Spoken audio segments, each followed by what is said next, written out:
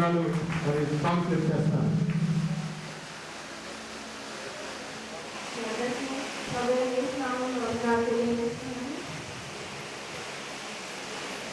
Who came here with lot of love towards us. I welcome all pastors to couples and pastors convention. ప్రేమతో pastors and couples convention వచ్చిన మీ అందరికీ కూడా మా ప్రేమపూర్వకమైన ఆహ్వానం తెలియజేస్తున్నాము. Hallelujah. Today our topic. ఈరోజు మన అంశం ఏంటంటే మరి కాపరి దేవునితో ఉన్న సంబంధము మరి And he can make the believers to follow commandments. ప్రార్థించాలి. The people of Israel had behaved correctly against God.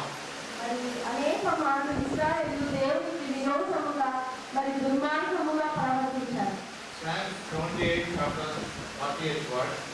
కీర్తనలు 77వ అధ్యాయము. Well, the silence is and given him in the reject.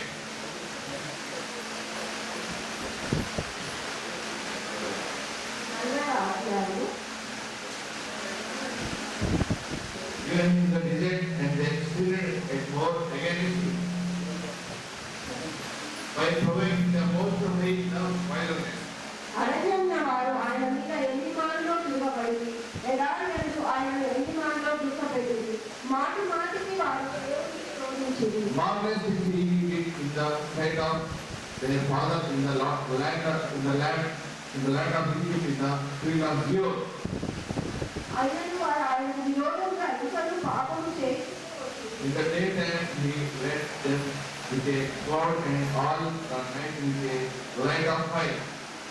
పగలు మేఘ సమూహంగా రాత్రి అగ్ని సమూహంగా ఆయన దేవుడు వారిని నడిపించారు. See what Moses did for Israel. మరి మోషే దేవుని ఎదుట ఆ ఇశ్రాయేలు ప్రజలకు ఏ విధంగా చేశారనేది చూడండి. 32 chapter Exodus. Exodus chapter 32 1. Get now.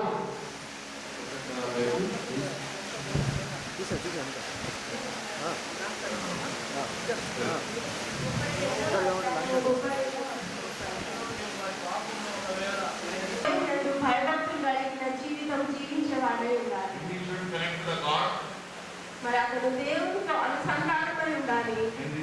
Association with God. దేవునితో సహవాసం కలిగి ఉండాలి. His head should be always on the church. మరి అతని యొక్క కను దృష్టి సంఘము మీద ఉండాలి. ఉండాలి. We should take care of the church of God and believers. మరి అతను సంఘం పట్ల దేవుని పట్ల శ్రద్ధ కలిగిన వ్యక్తిగా జీవించాలి. The pastors must live and lead holy lives. మరి అతను పరిశుద్ధ జీవితం జీవించే వ్యక్తిగా ఉండాలి. And should believe and should be like sanctified. మరి అతను మరి పవిత్ర జీవితం జీవించే వ్యక్తిగా ఉండాలి. Should like always seeking the God. మరి అతను ఎప్పుడు దేవుని వెతికే వ్యక్తిగా ఉండాలి. 2 Peter chapter 12 and 31. పేతురు 4వ అధ్యాయం 14వ వచనం ఒకసారి చదవండి. What manner of persons outly not and godly. రెండవ పేతురు 3వ అధ్యాయం 12వ వచనం ఒకసారి చదువుకుందాం. Nevertheless, according to his promise, look for new however and new and well in great righteousness.